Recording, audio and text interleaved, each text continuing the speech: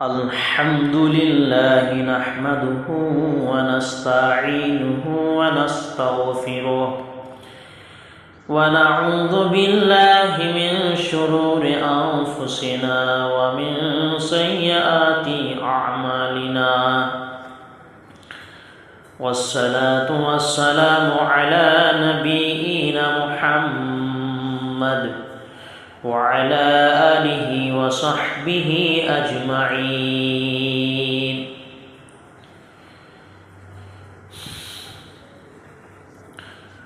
ورضي الله عن أصحابه الكرام وعن التابعين لهم بإحسان إلى يوم الدين.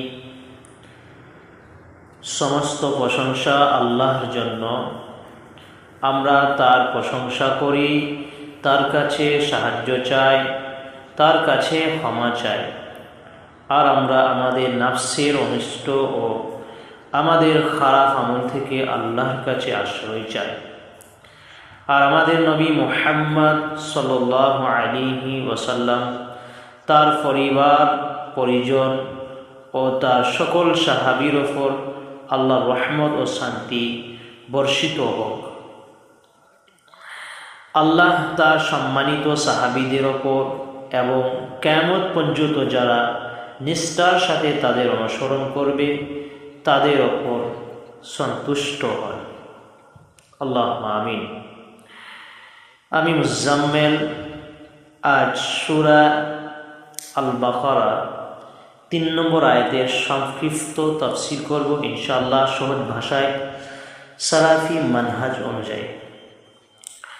আল্লাহ তাআলা বললেন, আল্লাযীনা ইউমিনুনা বিল গায়বি ওয়া ইয়াকিমুনাস সালাতা ওয়া মিম্মা রাযাকনাহুম ইউনফিকুন। যারা গায়বে ঈমান আনে, নামাজ কায়েম করে, আর আমি তাদেরকে যে রিজিক দিয়েছি তা থেকে খরচ করে। এই আয়াতের তাফসীর ইবনে কাসির রাহমাহুল্লাহ বললেন, আগের আয়াতে আল্লাহ জানাইছেন কোরআন মুত্তাকিনদের জন্য হেদায়েত। এই আয়াতে মুত্তাকি কারা তাদের 3টা সিফাত বলে দিয়েছেন।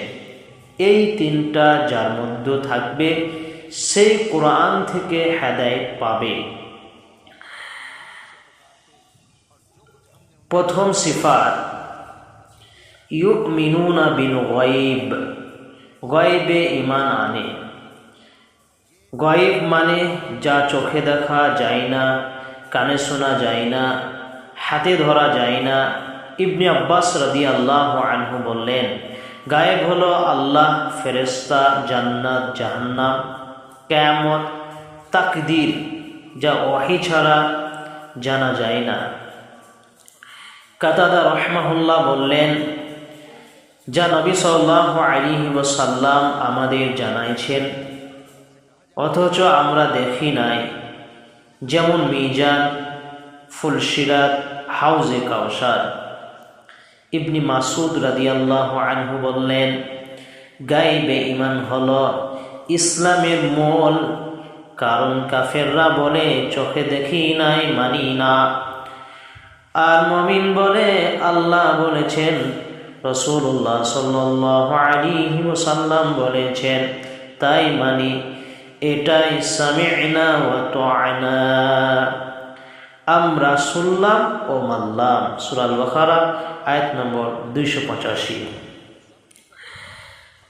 জিবরিল আলাইহিস সালাতু সালাম যখন নবী সাল্লাল্লাহু আলাইহি ওয়াসাল্লামকে ঈমান সম্পর্কে জিজ্ঞেস করলেন, তিনি বললেন, আন তু'মিনা বিল্লাহি ওয়া মালাইকাতিহি ওয়া কুতুবিহি ওয়া রাসূলিহি ওয়াল ইয়াউমিল আখিরি ওয়া তু'মিনা বিল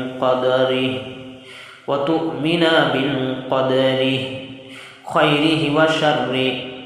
ঈমান হলো আল্লাহ, ঈমান হলো ফেরেশতা, ঈমান হলো কিতাব, ঈমান হলো রাসূল, ঈমান হলো আখিরাত, আর তাকদীরের ভালো মন্দের ওপর বিশ্বাস করা।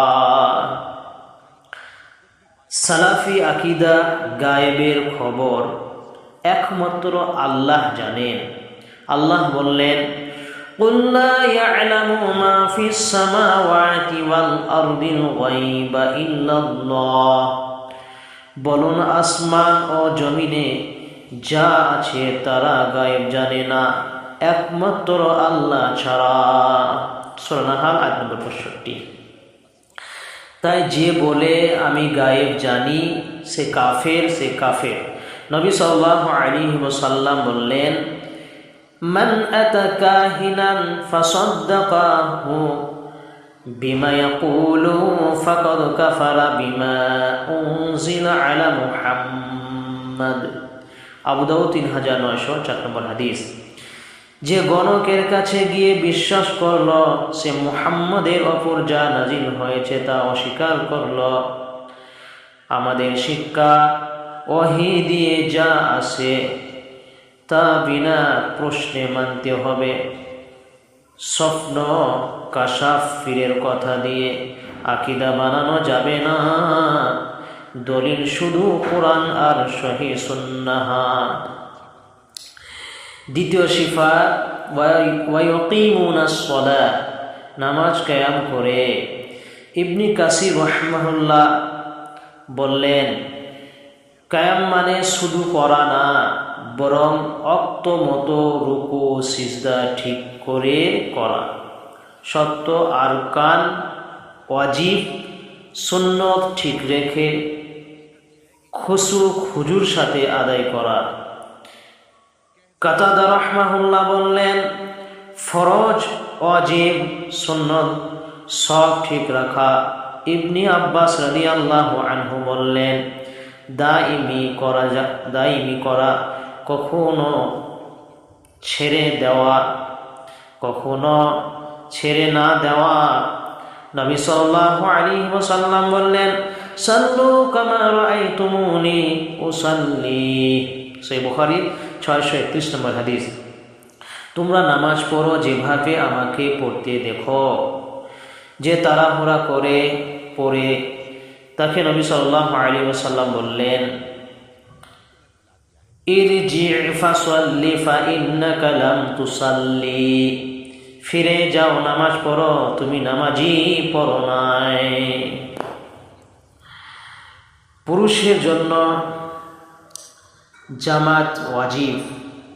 পুরুষের জন্য মসজিদে গিয়ে জামাতের সালাত আদায় করা ওয়াজিব। এক অন্ধ সাহাবী অনুমতি চাইলেন। নবী সাল্লাল্লাহু আলাইহি ওয়াসাল্লাম বললেন, হাল তাসমাউন নাদা বিসসালাহ? ক্বালা নাআম। ক্বালা ফাআজিব। সহিহ মুসলিমের হাদিস 653 নম্বর হাদিস। তুমি কি আজান শোনো? বলল, জি, আমি আজান শুনি।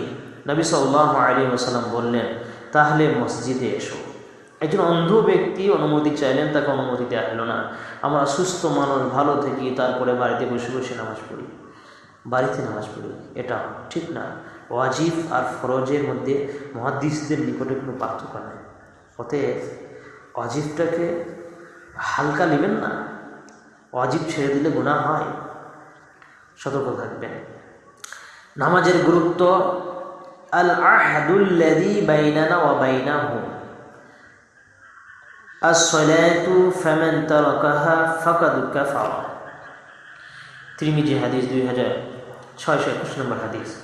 আমাদের আর কাফেরদের মধ্যে চুক্তি হলো নামাজ। যে ছাড়লো সে কুফরি করলো। কিয়ামতে সবার আগে নামাজের হিসাব হবে। فَإِنْ صَلُحَتْ فَقَدْ أَفْصَلَحَ وَأَنْجَحَ وَإِنْ فَسَدَتْ فَقَدْ خَبَا وَخَسِرَ। তিরমিজির হাদিস 413 নম্বর হাদিস। নামাজ ঠিক তো সফল, নামাজ বরবাদ তো ব্যর্থ, সব ধ্বংস, সব শেষ হয়ে যাবে। অতএব কখনো সময় আছে নিজের নামাজটাকে সুন্দর করে, নামাজের কোয়ালিটি সুন্দর করেন।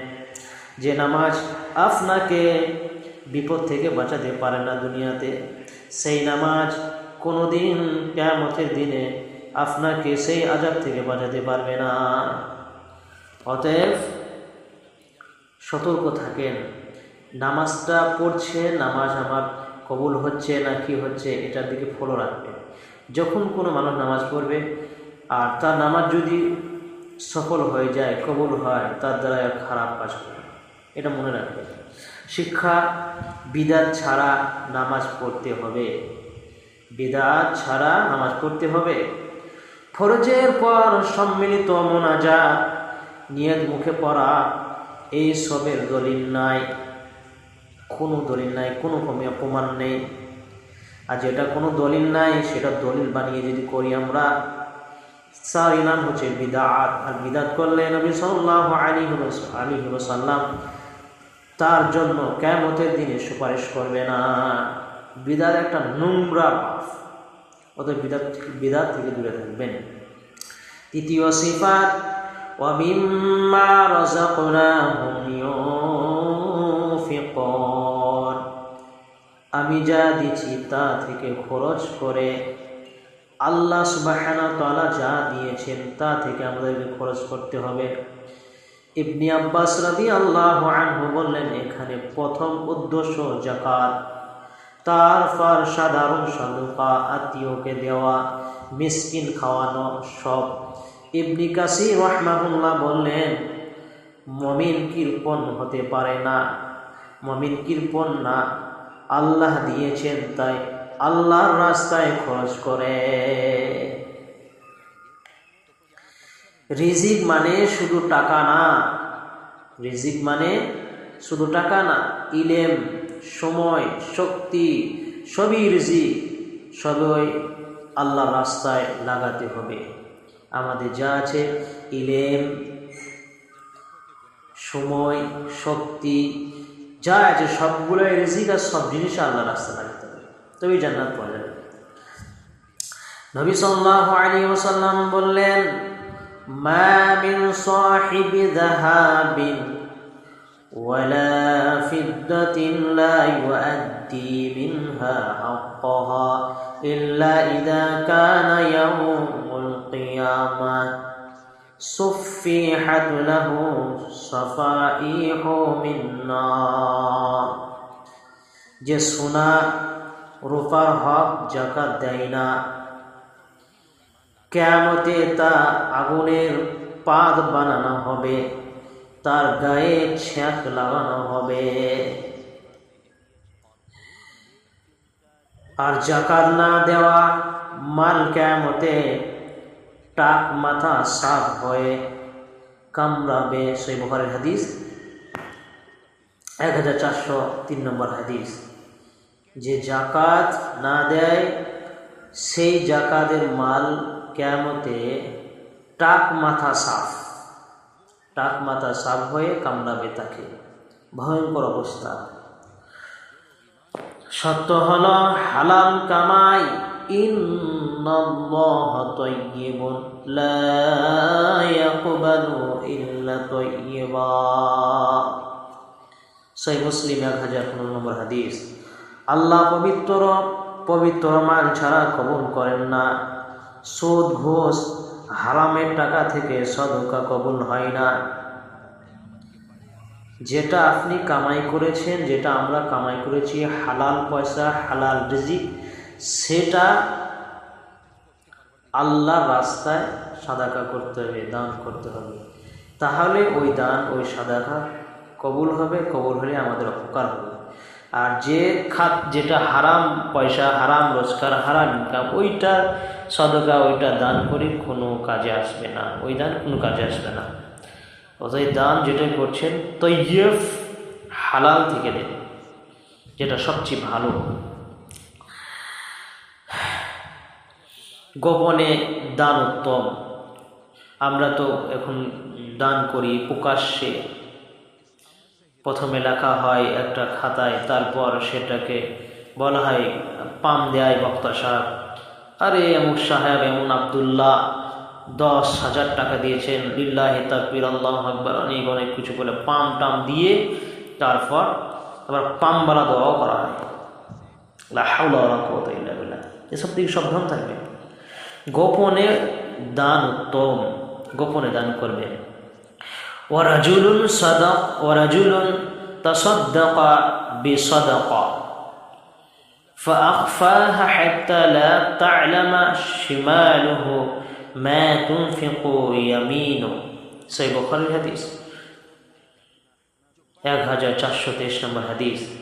এমন ব্যক্তি যে দান এমন গোপনে করে, ডান হাত কি দেয় বাম হাত জানে না, আল্লাহ তাকে আরশের ছায়া দিবেন এই শ্রেণী দানকারীদেরকে। আর আপনি যেটা করছেন, মিডিয়া করছেন, এই করছেন, ওই করছেন, এটা কি এটার জন্য বলেছে? এটার জন্য বললেন যেখানে প্রকাশ্যে দান করার কথা হলো সেখানে প্রকাশ্যে দান করবেন, যেখানে গোপনে দান করার কথা সেখানে গোপনে দান করবেন। আল্লাহ সুবহানাহু ওয়া তাআলা দানের বিষয়টা বোঝার তৌফিক দেন। আল্লাহ আমিন। এই বিষয়ে একদিন বিস্তারিত আলোচনা করবো ইনশাআল্লাহ। সার কথা তাফসিরে জাকারিয়া বললেন, এই আয়াতে মুত্তাকির 3টা রুকুন। এক, আকীদা ঠিক রাখা, গায়বে ঈমান আনা, গায়বের প্রতি কি আনা? ঈমান আনা। 2, ইবাদত ঠিক রাখা, নামাজ কায়াম। 3, মুআমিলাত ঠিক রাখা, আল্লাহর দেওয়া মুআমিলাত ঠিক রাখা, আল্লাহর দেওয়া থেকে খরচ করা, যে আল্লাহ মাল দিয়েছে, সম্পত্তি দিয়েছে, সেখান থেকে খরচ করা। এই 3টা হলো দিনের খুঁটি। আকীদা ঠিক না থাকলে আমল কবুল হবে না, আমল না থাকলে আকীদা দাবি মিথ্যা, আর মালের হক না দিলে ঈমান কমজোরি হয়ে যায়। নবী সাল্লাল্লাহু আলাইহি ওয়াসাল্লাম বললেন, মান ইউরিদিল্লাহু বিহি খায়রান ইউফাক্কিহু ফিদ্দীন। সহিহ বুখারী 71 নম্বর হাদিস। আল্লাহ যার ভালো চান তাকে দ্বীনের সঠিক বুঝ দেন। ইমাম তাবারি রাহিমাহুল্লাহ বললেন, যে ব্যক্তির মধ্যে এই 3 গুণ একসাথে জমা হবে, আল্লাহ তাকে দুনিয়া ও আখিরাতে সফল করবেন। সুতরাং মনে রাখার এই যে কথাগুলি বললাম, মনে রাখার চেষ্টা করবেন। এই আলোচনার যে সারাংশ: 1, ইউমিনুনা বিল গায়ব, না দেখে বিশ্বাস করি, দলিল কোরআন সুন্নাহ দিয়ে। এরকম যেন না হয় না দেখে বিশ্বাস করলাম কিন্তু দলিল কোরআন সুন্নাহ দিয়ে না, এরকম যেন না হয়। দলিল কোরআন সুন্নাহ দিয়ে বিশ্বাস করি। 2, ওয়ায়াকিমুনাস সালাহ, নামাজ ঠিক রাখি নবী সাল্লাল্লাহু আলাইহি ওয়াসাল্লামের মতো করে।